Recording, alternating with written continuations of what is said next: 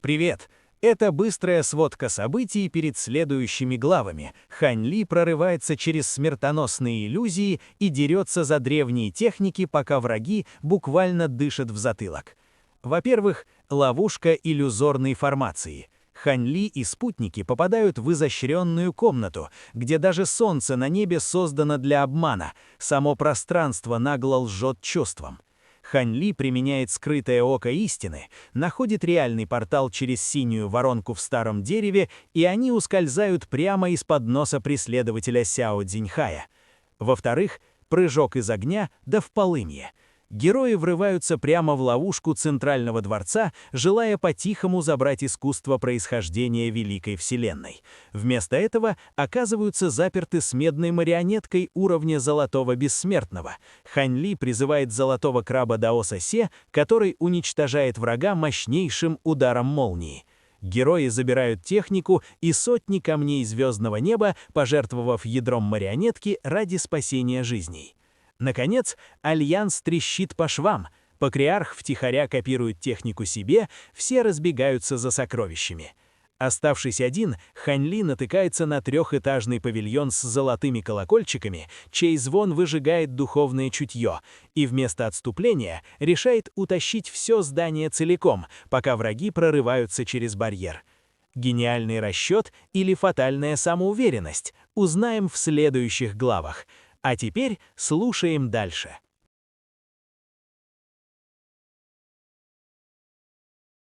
Глава 426. Фреска. Примерно через 15 минут дверь трехэтажного павильона распахнулась, и изнутри с радостным выражением лица вышел Хань Ли. Затем он повернулся и сложил ручную печать, и весь павильон внезапно окутало огромное количество золотого света. Внутри золотого света мелькали бесчисленные руны, и внезапно павильон уменьшился до размеров фонаря, прежде чем его убрали в браслет для хранения Хань Ли. Это сокровище достаточно мощное, чтобы поймать в ловушку культиватора на средней стадии истинного бессмертного, и, возможно, даже культиватора на поздней стадии истинного бессмертного, который не совершенствовал никаких секретных техник усиления духа, но на кого-то более высокого уровня оно не подействует. Однако, я могу использовать его в сочетании с другими сокровищами, так что оно все еще может быть весьма полезным. Как раз в тот момент, когда эти мысли проносились в его голове, вдалеке внезапно раздался грохот, и он, поспешно обернувшись, обнаружил, что звук доносится из 3 дворцов. Очевидно, Сюй Хань и остальные начали вторжение во дворцы.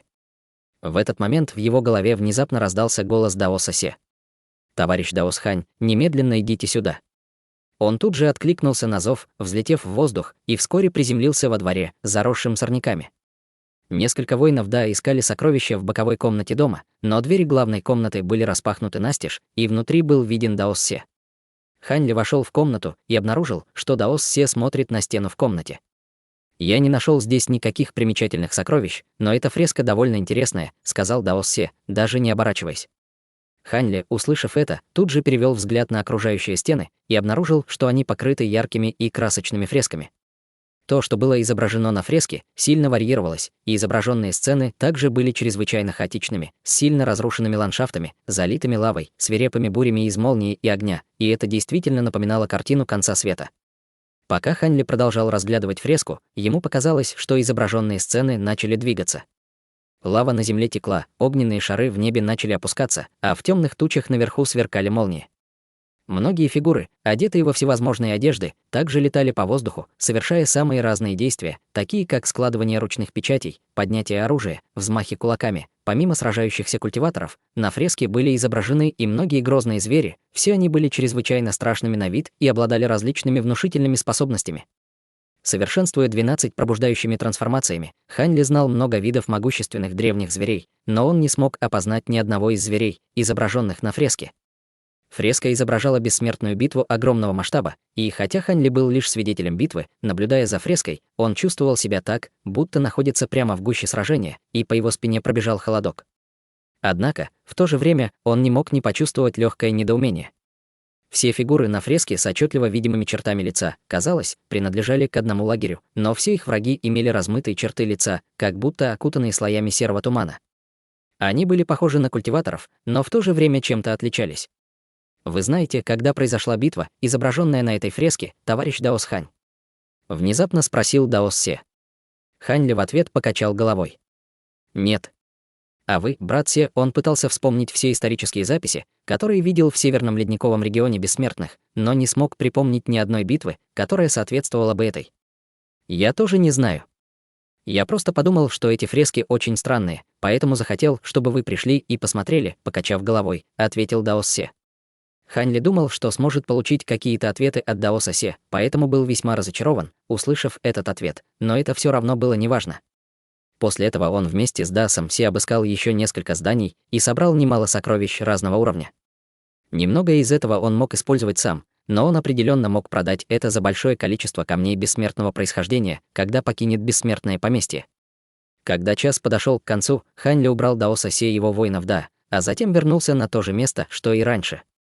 Луи Цин и Патриарх Холодного Пламени уже ждали его там, и глаза первой сияли от восторга, а второй сохранял нейтральное выражение лица, по которому невозможно было понять, о чем он думает. Воссоединившись, все трое направились к саду духовных растений на задней горе. Вскоре все трое спустились на участок земли прямо перед квадратным садом площадью более 4 гектаров. Сад был окружен стенами высотой примерно 12 метров, построенными из какого-то синего кристаллического материала. Материал излучал водянисто-синий свет, переливающийся с пятнышками звездного света, что было весьма приятно для глаз. Хань Ли обвел взглядом стены, и на его лице тут же появилось удивление.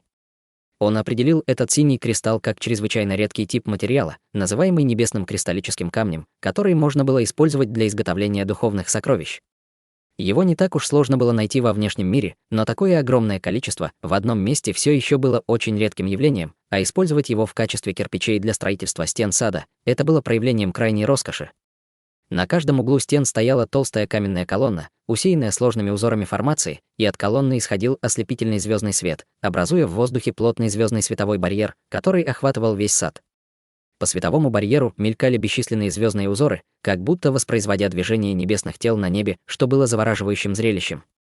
Снаружи Хань Ли видел, что в саду растут всевозможные духовные растения, и оттуда доносился слабый приятный аромат, который даже звездный световой барьер не мог сдержать. В глазах Хань Ли появилось радостное выражение, но когда он повнимательнее присмотрелся к звездному световому барьеру, его брови с досадой слегка нахмурились. Этот световой барьер был похож на звездный световой барьер, который нужно было обойти, чтобы войти во дворец легкого мороза, но этот казался еще более сложным, поэтому, скорее всего, его будет еще труднее сломать. Это ограничение, скорее всего, будет очень трудно сломать обычными способами. Однако, великий истинный свет 5 элементов, который вы и товарищ Даос Сюн выпустили ранее, должен идеально подойти для разрушения этого ограничения, сказал Хань Ли, обращаясь к Патриарху Холодного Пламени. На лице Патриарха Холодного Пламени появилось слегка неловкое выражение, и он сказал: «Хотя я знаю мантру великого истинного света 5 элементов, для его высвобождения требуется 5 чрезвычайно чистых духовных сокровищ 5 элементов, а у меня есть только духовные сокровища атрибутов огня и земли, так что это не проблема. У меня как раз есть по одному духовному сокровищу для каждого из оставшихся 3 элементов, и они должны быть достаточно чистыми для этой задачи», — ответил Хань Ли. Взмахнув рукавом, и выпустил 3 сокровища, а именно золотое кольцо, зеленый деревянный меч и синий значок. Все 3 духовных сокровища излучали удивительно яркий духовный свет, и они ничуть не уступали 5 духовным сокровищам, которые использовались ранее. Хань Ли убил бесчисленное множество культиваторов в царстве бессмертных, большинство из которых были истинными бессмертными, поэтому у него, естественно, была большая коллекция высококачественных духовных сокровищ. Вы действительно богатый человек, товарищ Даос Хань. В таком случае больше не будет никаких проблем. Просто мантру великого пятиэлементного истинного света немного сложно понять, но я уверен, что для человека с вашим умом это не проблема, сказал Патриарх Холодного Пламени. Говоря это, он перевернул руку ладонью вверх, достав нефритовый свиток, а затем протянул его Хань Ли, который принял свиток и влил в него свое духовное чувство. Мантра в нефритовом свитке была не очень длинной, но, как и описывал Патриарх Холодного Пламени, ее было довольно сложно понять. Хань Ли быстро запомнил все целиком, затем сел на месте и, закрыв глаза, задумался над увиденным. «Давайте присмотрим за братом Ханем, старший Холодное Пламя», предложила Луи Цин Патриарху Холодного Пламени, на что последний кивнул в ответ. Затем они оба отошли, чтобы дать Хань Ли немного пространства, одновременно осматривая окрестности на предмет потенциальной опасности. Прошло почти 2 часа, прежде чем Хань Ли внезапно открыл глаза, а затем поднялся на ноги.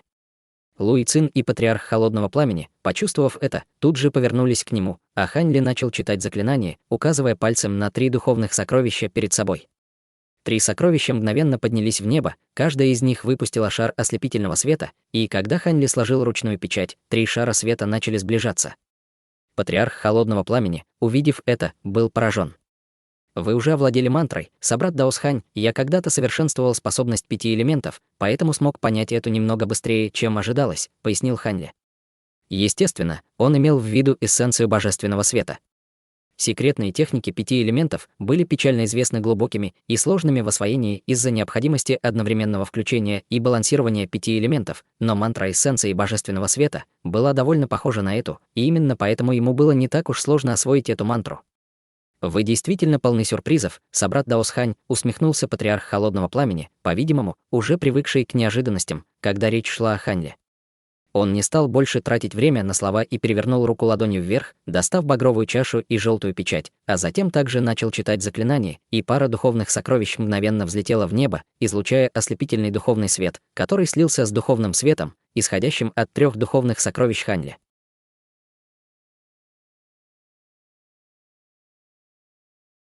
Глава 427. Сад лекарственных трав. Под совместными усилиями Хань Ли и патриарха холодного пламени из духовного света, исходящего от 5 духовных сокровищ, хлынуло бесчисленное множество пятицветных рун, которые начали непрерывно вращаться вокруг сокровищ. 5 шаров духовного света быстро переплелись и слились воедино, образовав грозный шар пятицветного света, внутри которого 5 духовных сокровищ образовали круг и быстро вращались. С каждым оборотом шар пятицветного света немного увеличивался в размерах, и вскоре он достиг размера более 300 метров, излучая ослепительный пятицветный свет, освещавший все небо, а Луи Цин смотрела на это с ошеломленным и благоговейным выражением лица. В этот момент Хань Ли и патриарх холодного пламени одновременно подняли руки, чтобы направить на шар света печать заклинания, и из шара света мгновенно выстрелил столб пятицветного света, который ударил в звездный световой барьер. Они слились воедино, и звездный световой барьер остался совершенно невредимым, но если бы кто-то взглянул на эту сцену издалека, то ему показалось бы, что это пятицветный проход, соединенный с бескрайним звездным небом. Когда Хань Ли и патриарх холодного пламени продолжали читать мантру великого истинного света 5 элементов, столб пятицветного света мгновенно стал еще ярче, и внутри столпа света образовались бесчисленные пятицветные стрелы длиной около 3 метров, которые обрушились на звездный световой барьер.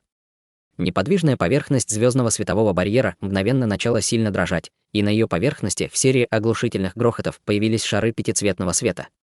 Свет, исходящий от звездного светового барьера, быстро начал угасать, и он стремительно уменьшался в размерах, к удивлению и подозрению Хань Ли. Звездный световой барьер казался чрезвычайно сложным, так почему же он был таким неэффективным? Несмотря на свое удивление, он продолжал складывать ручные печати, и из столпа пятицветного света посыпалось еще больше пятицветных стрел. Со временем звездный световой барьер все больше и больше уменьшался, и всего через 15 минут от него остался лишь тонкий слой. Увидев это, Хань Ли тут же сменил ручную печать, и патриарх холодного пламени сделал то же самое почти одновременно. Столб пятицветного света мгновенно стал ярче, когда все бесчисленные стрелы внутри него слились в одну, образовав гигантскую стрелу размером более 300 метров, по всей поверхности которой струились полосы пятицветного света. Раздался резкий визг, когда гигантская пятицветная стрела обрушилась на звездный световой барьер, и раздался оглушительный грохот, когда звездный световой барьер, наконец, рассыпался на бесчисленные кусочки. Увидев это, Хань Ли взмахнул рукавом, и 5 духовных сокровищ в небе мгновенно разделились, 3 его духовных сокровища улетели обратно в его рукав, а патриарх холодного пламени также вернул себе 2 своих духовных сокровища. Когда звездный световой барьер исчез, в воздухе тут же распространился поток насыщенной духовной ци и лекарственного аромата. Хань Ли немедленно полетел вниз, а за ним последовали патриарх холодного пламени и Луи Цин. Все 3 быстро приземлились в саду, и как только они это сделали, из каменных колонн, расположенных в 4 углах сада, внезапно появились шары звездного света, которые выпустили полосы духовного света, начавшие переплетаться в воздухе. Всего за пару секунд над садом снова образовался звездный световой барьер, но на этот раз он был всего лишь тонким слоем. Из каменных колонн продолжали исходить полосы звездного света, поддерживая световой барьер, и он постепенно становился толще и прочнее. Хань Ли взглянул на звездный световой барьер, и его брови слегка нахмурились, как будто он что-то понял, но затем он покачал головой и отвел взгляд, обратив внимание на окружающий его сад лекарственных трав. Сад был разбит на разные участки, которые были отделены друг от друга заборами, сделанными из какого-то зеленого нефритового материала, и каждый участок был окутан ограничениями разного цвета, внутри которых росли всевозможные духовные растения. Хань Ли перевел взгляд на участок сада рядом с ним, размером в несколько десятков метров. Этот участок был окутан красным ограничением, внутри которого росли десятки красных духовных растений. Духовные растения были высотой около 60 сантиметров каждое, у них были яйцевидные листья, а наверху каждого — ярко-красный цветок размером с ладонь, напоминающий шар палящего огня. Даже сквозь ограничения Хань Ли все еще мог ощущать грозные колебания духовной силы атрибута огня, исходящие от растения. Эта трава дикого пламени — это был вид известного духовного растения атрибута огня, которое можно было использовать для создания некоторых высококачественных пилюль атрибута огня и даже пилюль до атрибута огня, и оно было чрезвычайно востребованным, поскольку по достижении 100-тысячелетнего возраста существовала очень высокая вероятность того, что в растении появится намек на силы закона атрибута огня. Было очень мало духовных растений, которые могли сами по себе производить силы закона, и большинству из них нужно было достичь возраста в сотни тысяч лет, прежде чем достичь этой стадии, поэтому трава дикого пламени была в значительной степени аномалией. Силы закона, производимые этим растением, не были особо грозными, но их можно было использовать для создания пилюль да, а требования к возрасту также были довольно низкими, поэтому оно было чрезвычайно востребованным среди всех мастеров пилюль да. Более того, судя по размеру этих трав дикого пламени, им должно было быть не менее 300 тысяч лет, поэтому силы закона атрибута огня, которые они содержали, естественно, будут гораздо сильнее, чем у 100-тысячелетних экземпляров. И если бы он смог вырастить их до 500-тысячелетнего возраста с помощью своего флакона, контролирующего небеса, то у него в руках была бы партия бесценных духовных растений атрибута огня. Однако, вместо того, чтобы бросаться собирать эти духовные растения, Хань Ли развернулся и направился к другим участкам сада. Казалось, что здесь очень давно никого не было, поэтому здесь должно быть много духовных растений, более ценных, чем трава дикого пламени. Тем временем патриарх холодного пламени и Луй Цин также разошлись в разные стороны в поисках духовных растений.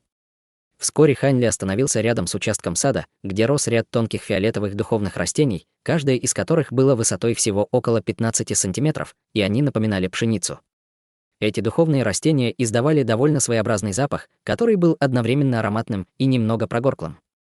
Хань Ли пристально смотрел на эти фиолетовые духовные растения, не обращая никакого внимания на их своеобразный аромат.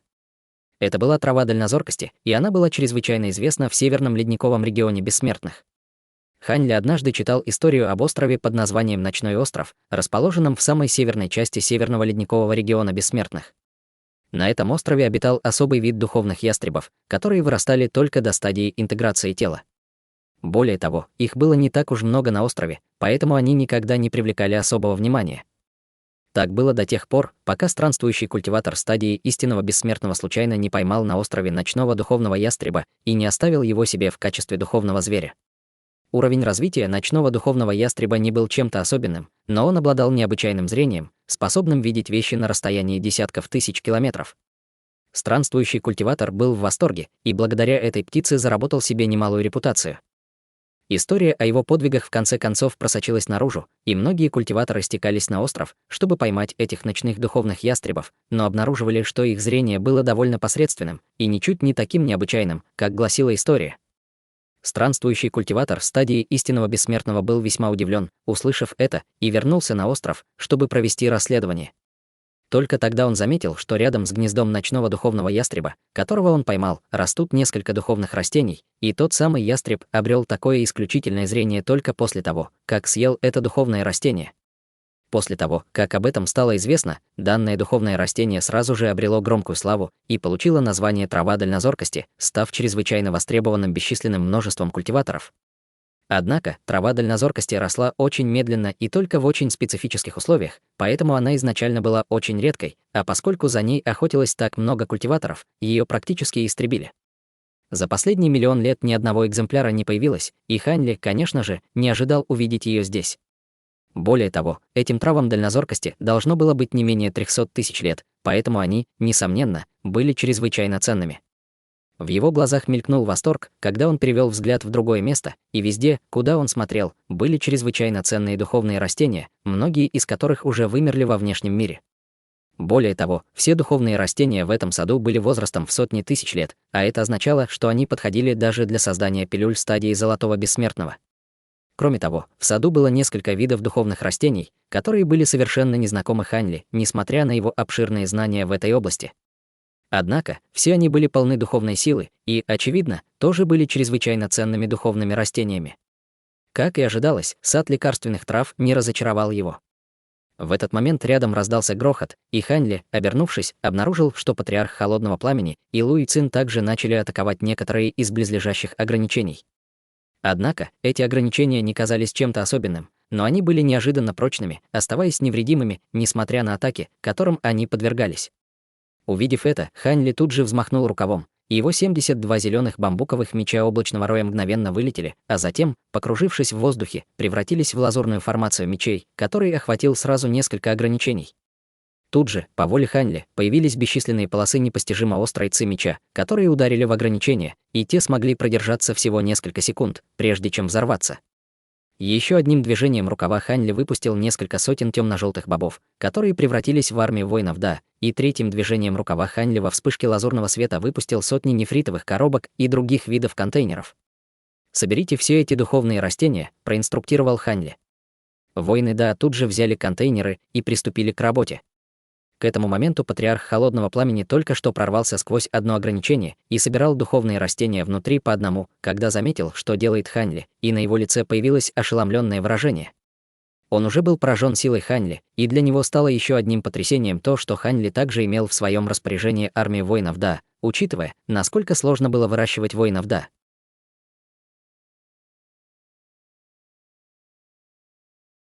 Глава 428. Расколотое дерево. Отдав своим воинам Да команду начать собирать близлежащие духовные растения, Ханьли остался на месте, сложил ручную печать, и лазурная формация мечей, созданная им, немедленно полетела к другому близлежащему участку сада лекарственных трав. На ограничение обрушилось бесчисленное множество полос лазурной ци меча, с легкостью пробив его, и некоторые из воинов Да тут же устремились к этому участку, чтобы собрать все духовные растения, которые там находились. В этот момент все разрушенные ограничения начали медленно восстанавливаться, что указывало на то, что они способны к самовосстановлению, как и звездный световой барьер, охватывавший весь сад. Ханьли был очень впечатлен, увидев это. Тот факт, что эти ограничения все еще функционировали спустя столько лет, уже было довольно удивительным, а тот факт, что они были способны к самовосстановлению, указывал на то, что тот, кто их установил, должно быть, был исключительным мастером формаций. Думая об этом, Ханьли еще больше заинтересовался, кем же был этот бессмертный повелитель адского мороза. Троица Ханьли не сдерживалась, и вскоре они очистили всю окраину сада лекарственных трав. Однако Ханьли, естественно, был гораздо эффективнее патриарха холодного пламени и Луи Цин благодаря своей формации мечей и армии воинов Да, поэтому большая часть собранных духовных растений досталась ему. За это время он даже помог Луи Цин сломать несколько ограничений, к зависти и досаде патриарха холодного пламени. По мере того, как все трое продвигались вглубь сада, они обнаружили, что участки здесь гораздо больше по площади, чем предыдущие, а ограничения также ярче, что не позволяло разглядеть духовные растения внутри и снаружи. Ханьли обвел взглядом окрестности, чтобы убедиться, что нет никаких отклонений, а затем немедленно выпустил свою формацию мечей, чтобы атаковать сияющие красные ограничения. Патриарх холодного пламени и Луи Цин также выбрали по ограничению, чтобы атаковать, но на этот раз формация мечей, образованная зелеными бамбуковыми мечами облачного роя, не смогла нанести большого вреда красному ограничению под ним. Ханьли, увидев это, слегка нахмурился и сменил ручную печать, и лазурная формация мечей внезапно сблизилась к центру, образовав гигантский лазурный меч Лотос. Затем он начал читать заклинание, и меч Лотос постепенно распустился, а по всем его лепесткам пробежали дуги ослепительной молнии, когда он ринулся вниз, к красному световому барьеру. Каждый лепесток цветка лотоса плотно прижался к красному световому барьеру, а затем с силой закрутился, разрывая ограничения, и красный световой барьер мгновенно начал насильственно искажаться. На этот раз он смог выдержать атаку лишь мгновение, прежде чем взорваться в оглушительном грохоте, превратившись в бесчисленные пятнышки красного света. Ханьли был в восторге, увидев это, но его лицо тут же изменилось, когда он заметил впереди желтовато-коричневое духовное дерево. Его ствол был очень толстым и усеянным глубокими трещинами, но он излучал живую жизненную силу, ясно указывая на то, что это необычное дерево. Однако дерево было расколото посередине, и остался только кусок ствола. Срез был все еще довольно свежим, и из него сочились капли желтого сока. Ханьли с задумчивым видом подошел к стволу дерева. Патриарх холодного пламени и Луи Цин уже собирались приступить к работе над другими ограничениями, но, увидев это, все они также прекратили то, чем занимались, и подошли к Ханьли. Похоже, кто-то побывал здесь до нас. Судя по тому, насколько свежим выглядит срез, они должны были быть здесь не более суток назад, предположил патриарх холодного пламени. Ханли кивнул в ответ, а затем взглянул на звездный световой барьер над головой. Неудивительно, что им удалось так легко сломать ограничение, учитывая, что оно уже было сломано совсем недавно. Ограничение было способно к самовосстановлению, но прошло слишком мало времени, чтобы оно полностью восстановилось, и только поэтому им удалось обойти его с такими небольшими усилиями. Кто это мог быть? Сюншань. Пробормотала Луи Цин. Нет. Сюншань действительно добрался до Дворца Легкого Мороза немного раньше нас, но ему явно не хватило времени, чтобы добраться сюда и сломать это ограничение, покачав головой, ответил Ханли. В таком случае, кто это мог быть? Спросила Луи Цин. Я не знаю, но этот человек не тронул ни одного из духовных растений. Я не знаю, не привлекли ли эти духовные растения его внимание, или у него просто не было времени, но, учитывая, что здесь нет никаких следов битвы, я предполагаю, что, скорее всего, первое. Это наводит меня на мысль, что, скорее всего, это был старшей стадии Золотого Бессмертного, который прошел здесь до нас, предположил Ханли. На этот раз в бессмертное поместье Адского Мороза вошло много Золотых Бессмертных, и он не мог точно сказать, кто из них был ответственен за это. Услышав это, патриарх Холодного Пламени и Луи Цин обменялись взглядами, затем немного обсудили этот вопрос, прежде чем разойтись, чтобы продолжить работу над другими ограничениями. Тем временем Ханли продолжал разглядывать расколотый ствол дерева перед собой, и он осторожно обмакнул палец в его желтый сок, а затем понюхал, и тут же почувствовал прилив бодрости.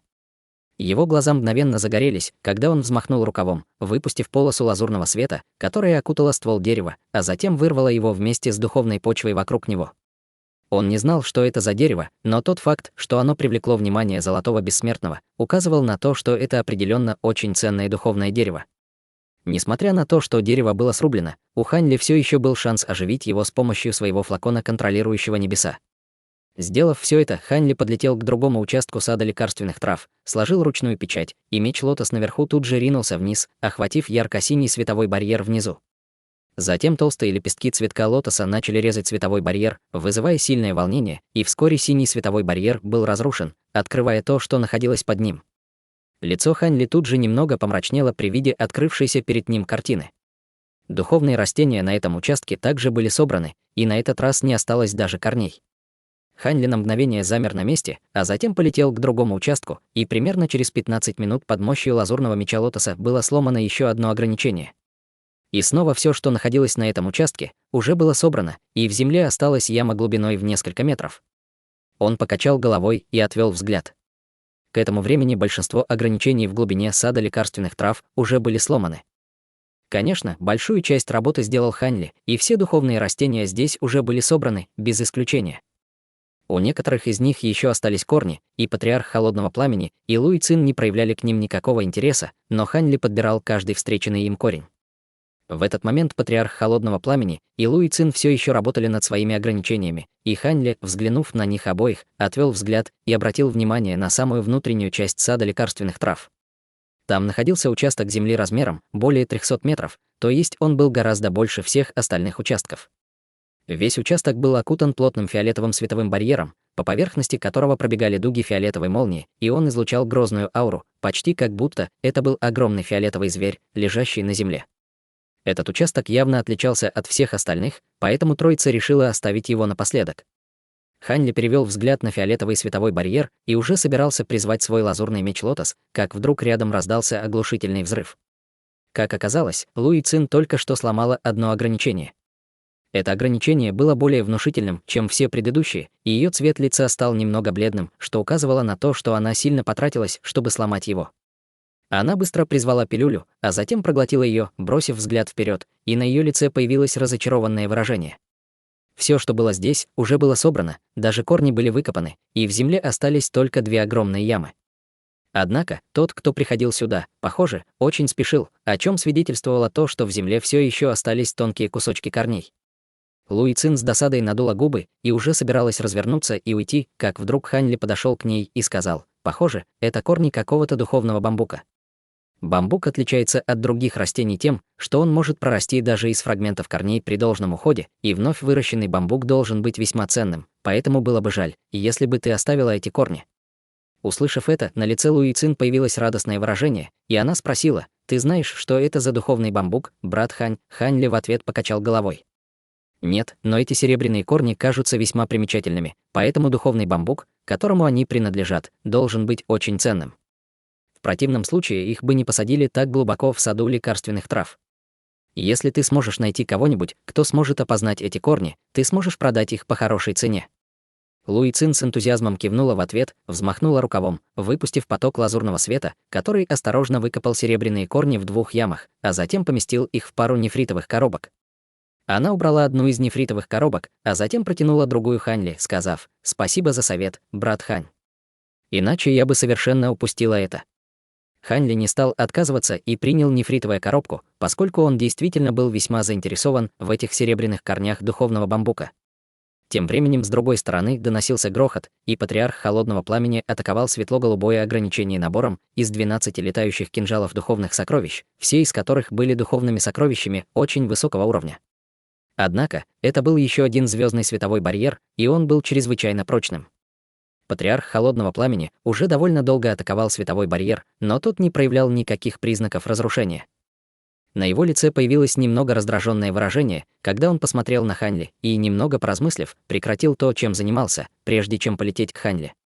Хань Ли осматривал серебряные корни в своей нефритовой коробке, когда заметил, что к нему приближается патриарх холодного пламени, и он тут же убрал нефритовую коробку. «Товарищ Даос Хань, то ограничение там довольно сложное. Не могли бы вы помочь мне с ним?» — спросил патриарх холодного пламени, сжав кулак в приветствии.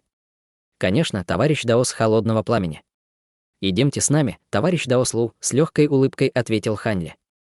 «Благодарю вас, собрат Даос Хань», — тут же с радостным выражением лица сказал патриарх холодного пламени. Вскоре все трое оказались у звездного светового барьера, и Хань Ли начал осматривать его. На самом деле он уже заметил это ограничение раньше, но понял, что оно довольно сложное, поэтому решил оставить его на потом. Однако, похоже, патриарх холодного пламени добрался до него первым.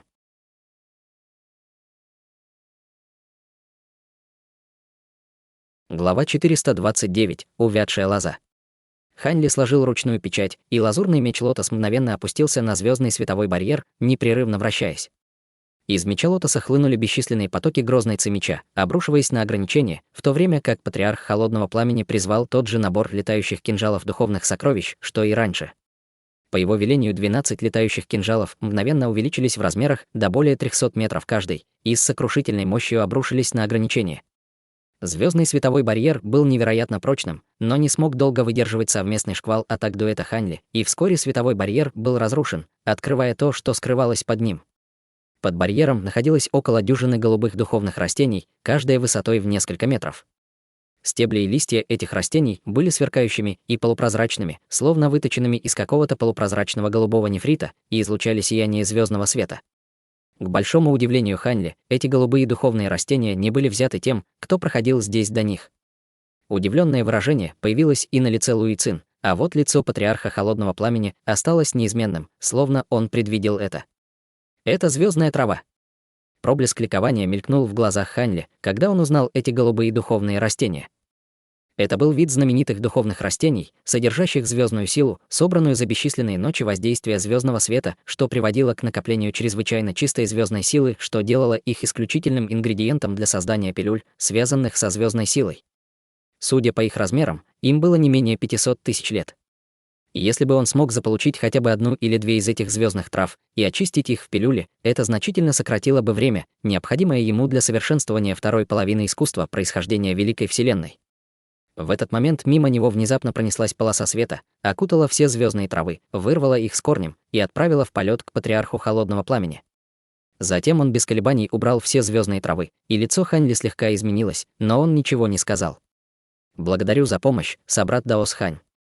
Если вам понадобится моя помощь, не стесняйтесь обращаться ко мне», — сказал патриарх холодного пламени с улыбкой, ни словом не упомянув о разделе звездных трав.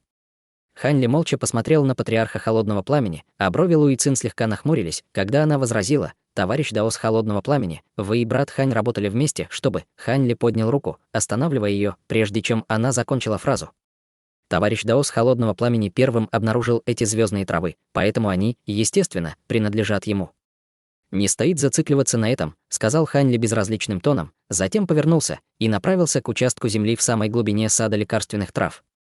Луи Цин холодно взглянула на патриарха холодного пламени, а затем последовала за Хань Ли. Патриарх холодного пламени тоже пошел следом с ликующим блеском в глазах.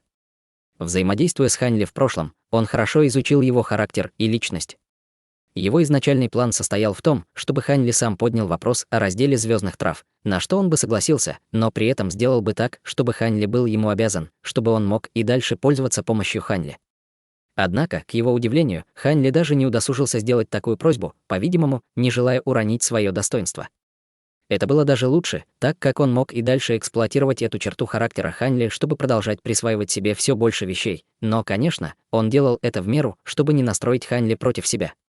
Вскоре все трое добрались до последнего участка земли в саду лекарственных трав, и Хань Ли, бросив беглый взгляд на фиолетовое ограничение перед собой, сложил ручную печать, после чего шквал лепестков его лазурного меча лотоса сорвался с места один за другим, превратившись в дюжину массивных полупрозрачных мечей, обрушившихся на фиолетовый световой барьер. Все гигантские мечи излучали невероятно грозные флуктуации ауры и грозное духовное давление, от которого ближайшее пространство дрожало и сотрясалось. Гигантские полупрозрачные мечи ударили по световому барьеру с огромной силой, но все они были отброшены один за другим. Между тем, фиолетовый световой барьер лишь слегка дрогнул, прежде чем снова затихнуть. Увидев это, брови Хань Ли слегка нахмурились. Фиолетовое ограничение оказалось гораздо более прочным, чем он ожидал. Луи Цин также стремилась помочь, и она начала атаковать ограничение серии гигантских лазурных ветреных лезвий, а патриарх холодного пламени также внес свою лепту, используя летающие кинжалы. Совместный шквал атак троицы был весьма грозным, но фиолетовое ограничение оставалось прочным, умудряясь сохранять свою целостность без особого труда. Похоже, мы не сможем разрушить это ограничение обычными средствами, поэтому давайте снова используем великий истинный свет 5 элементов, сказал Хань Ли, призывая 3 элементальных духовных сокровища, как и раньше, а патриарх холодного пламени также призвал свои 2 летающих сокровища. Мгновение спустя с небес обрушился толстый столб пятицветного света, выпустив множество шаров пятицветного света, обрушившихся на фиолетовый световой барьер. Непрерывно раздавались грохочущие раскаты, и весь сад лекарственных трав сотрясался. Фиолетовый световой барьер был невероятно прочным, но даже он не мог сравниться с великим истинным светом 5 элементов, и после одного шквала атак за другим световой барьер быстро истончился до тонкого слоя. В глазах Хань Ли блеснул острый огонек, и он немедленно сложил ручную печать, после чего, по его велению, десяток гигантских полупрозрачных мечей обрушились на фиолетовый световой барьер. Наконец, фиолетовый световой барьер больше не мог держаться и взорвался, открывая то, что скрывалось под ним. Троица Хань Ли немедленно обратила свое внимание на то, что открылось их взору, и, как оказалось, внизу находилось болото, заполненное тягучей темно-фиолетовой грязью, на поверхности которой время от времени появлялись фиолетовые пузыри, лопавшиеся с взрывной силой, высвобождая волны тепла, сопровождаемые вспышками фиолетового газа. Над болотом висел легкий слой фиолетового тумана, в котором вспыхивали бесчисленные крошечные дуги молнии, излучая грозную ауру. Темно-фиолетовая грязь имела довольно отталкивающий вид, но была пропитана чрезвычайно обильной духовной силой, что указывало на то, что это необычная почва. Это почва грозовой ауры. Чтобы наилучшим образом взращивать различные виды духовных растений, Хань Ли потратил много времени на совершенствование своих знаний о духовных почвах, и к этому моменту его можно было считать мастером в этой области. Почва грозовой ауры была чрезвычайно ценным видом духовной почвы, идеально подходящей для выращивания духовных растений, связанных с молнией, но способ ее приготовления был утерян давным-давно. Хань Ли безуспешно пытался найти эту почву или ее рецепт в прошлом, и он, конечно же, не ожидал увидеть ее здесь. Одним взмахом рукава 2 воина Да мгновенно появились среди вспышки золотых молний. Затем он призвал пару сумок для хранения, которые бросил паре воинов Да, и дал указание: соберите всю эту почву. 2 воина Да немедленно подчинились, начав собирать духовную почву в этом районе, и выражение лица патриарха холодного пламени слегка изменилось при виде этого, когда он тоже взмахнул рукавом, чтобы собрать немного темно-фиолетовой грязи рядом с собой. Тем временем Луи Цин наблюдала за происходящим, слегка нахмурив брови, по-видимому, испытывая отвращение к темно-фиолетовой грязи. Хань Ли взглянул на патриарха холодного пламени, а затем обратил свое внимание на центр участка земли, где находился еще один полусферический фиолетовый световой барьер, гораздо меньший по размеру, чем предыдущий. Он подлетел к световому барьеру, за ним последовала Луи Цин, и патриарх холодного пламени тоже поспешно погнался за ними. Этот фиолетовый световой барьер был идентичен предыдущему, за исключением того, что он был намного меньше и не такой грозный. Хань Ли смог разрушить световой барьер своими зелеными бамбуковыми мечами облачного роя, не прибегая к помощи великого истинного света 5 элементов, и под ним открылся фиолетовый каменный алтарь высотой около 3 метров. Алтарь был полностью построен из какого-то фиолетового кристалла, на котором были выгравированы узоры молнии, по-видимому, образующие некую сложную формацию. На вершине каменного алтаря находился еще один фиолетовый световой барьер, напоминающий коробку, скрывающую вершину алтаря, что делало невозможным увидеть, что находится внутри. Сколько же здесь слоев ограничений? Не удержалась от жалобы Луи Цин.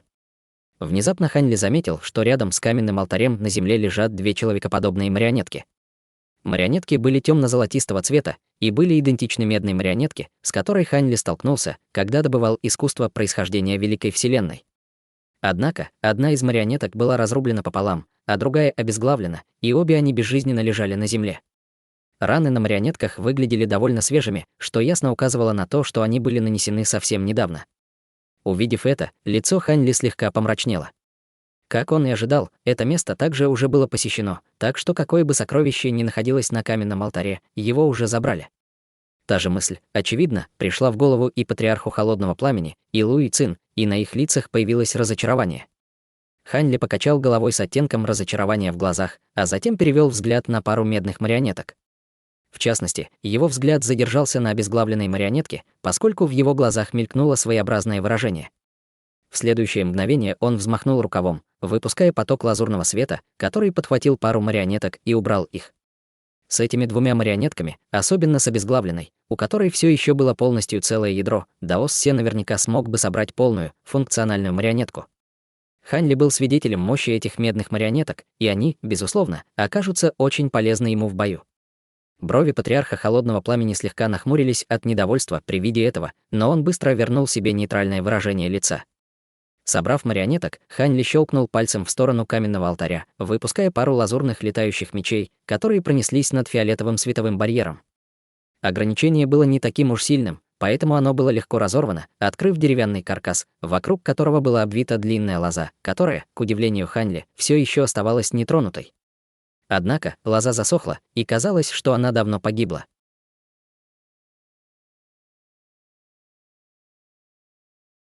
Глава 430. Преследователи. Что это за лоза? Должно быть что-то очень ценное, раз ее так тщательно охраняли.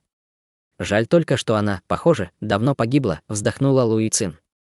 Как бы то ни было, по какой-то причине человек, который был здесь до нас, не смог забрать эту лозу, сказал патриарх Холодного Пламени с ноткой злорадства в голосе. Все это время Хань Ли молчал, его взгляд блуждал по засохшей лозе. Внезапно он, казалось, что-то заметил и начал внимательно разглядывать лозу своими глазами духовного прозрения. «В чем дело, брат Хань?» Тут же спросила Луи Цин.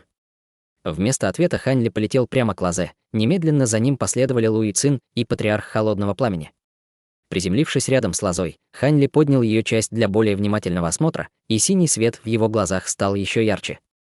Через некоторое время он внезапно издал горестный вздох, разочарованно опустив засохшую лозу. Патриарх Холодного Пламени и Луи Цин были весьма озадачены, увидев это, и каждый из них взял себе по части лозы для более внимательного осмотра.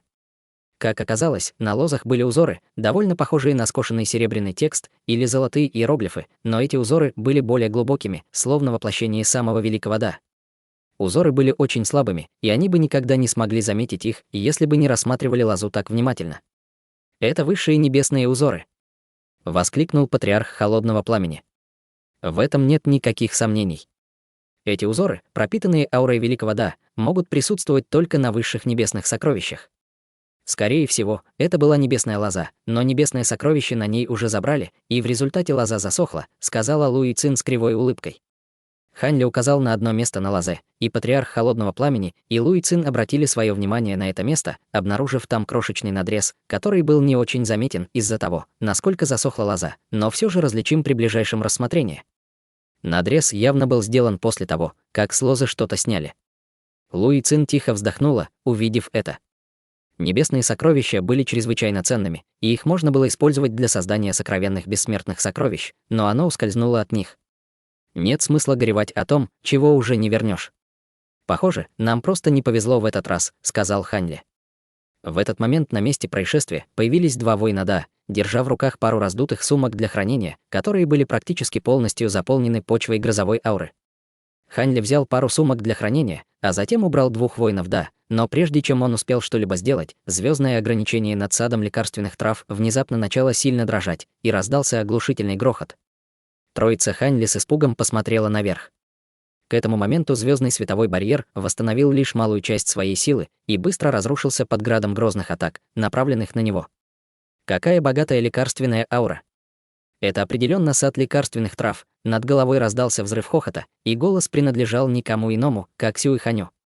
Лицо патриарха холодного пламени мгновенно побледнело, услышав это, и он поспешно сложил ручную печать, напевая заклинание.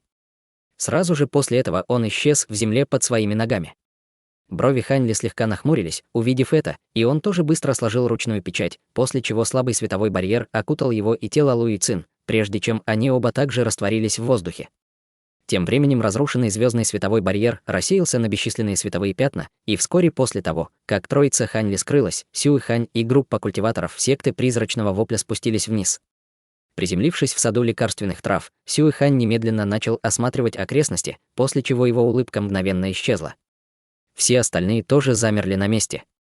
Во всем саду лекарственных трав не осталось ни одного духовного растения. Все было не только вырвано с корнем, но даже духовная почва, питавшая духовные растения, которые раньше здесь росли, тоже была забрана.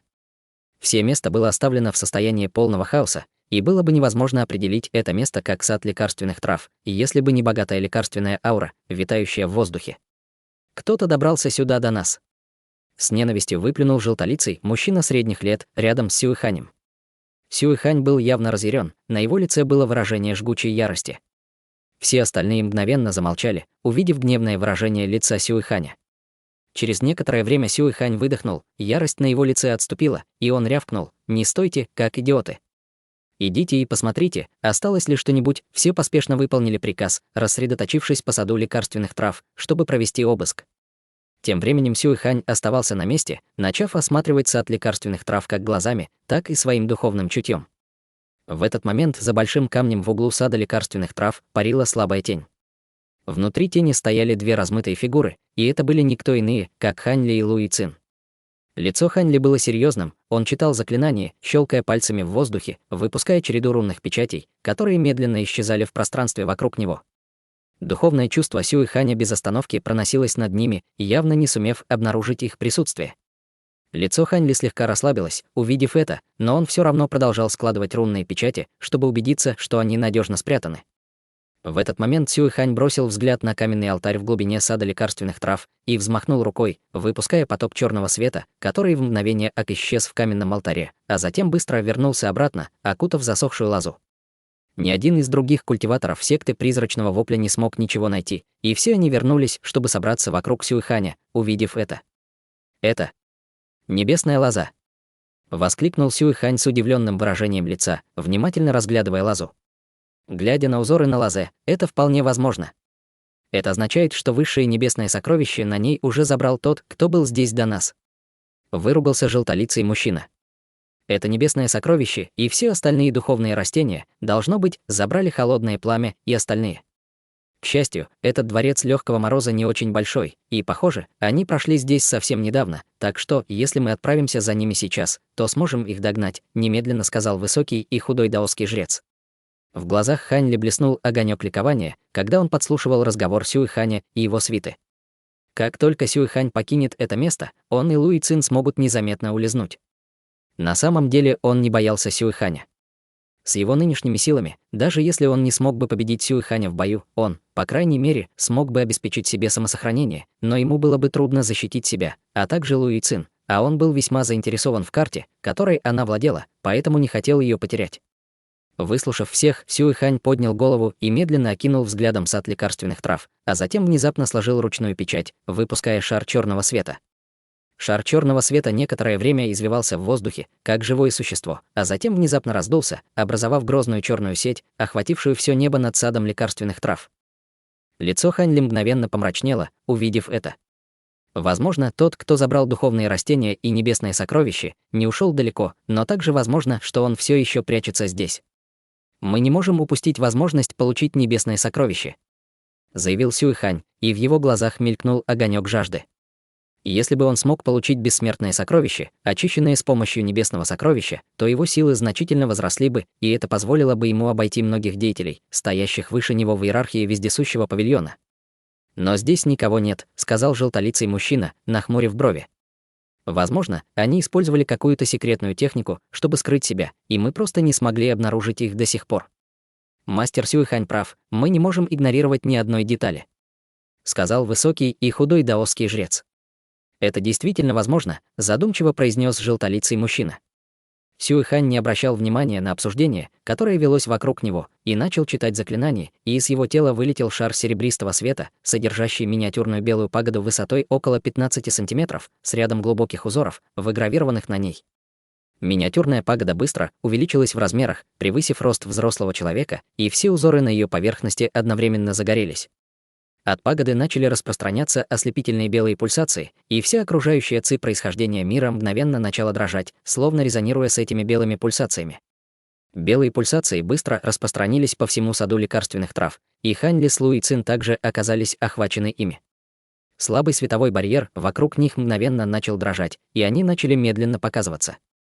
Лицо Хань Ли слегка изменилось при виде этого, и он начал читать заклинания и складывать рунные печати с большей поспешностью. Однако его усилия оказались тщетными, и, похоже, их неизбежно должны были раскрыть. В этот момент из другого угла сада лекарственных трав вырвался поток слабого света, а затем взорвался с глухим стуком, открывая патриарха холодного пламени с паническим выражением лица. «Я знал, что это ты, холодное пламя», — холодно произнес Сюэхань. Патриарх холодного пламени вздрогнул, в его глазах мелькнуло отчаяние, и он начал лихорадочно оглядываться по сторонам, словно что-то ища. «Предатели должны умереть. Убейте его», — заявил Сюэхань, и все культиваторы секты призрачного вопля мгновенно набросились на патриарха холодного пламени во главе с высоким и худым даосским жрецом и желтолицым мужчиной. Первый взмахнул обоими рукавами, выпуская шары лазурного света, содержащие дуги лазурных молний, которые устремились прямо к патриарху холодного пламени, в то время как второй мгновенно превратился в столб багрового света. Внутри столба света возникла массивная призрачная проекция, которая с бешеной силой набросилась на патриарха холодного пламени, в то время как над телом патриарха холодного пламени возник слой звездного света, когда он начал как можно быстрее спасаться бегством. Владыка костяного пламени. Даос ясный свет. Как вы могли, прежде чем он успел закончить, его бомбардировал град духовных сокровищ.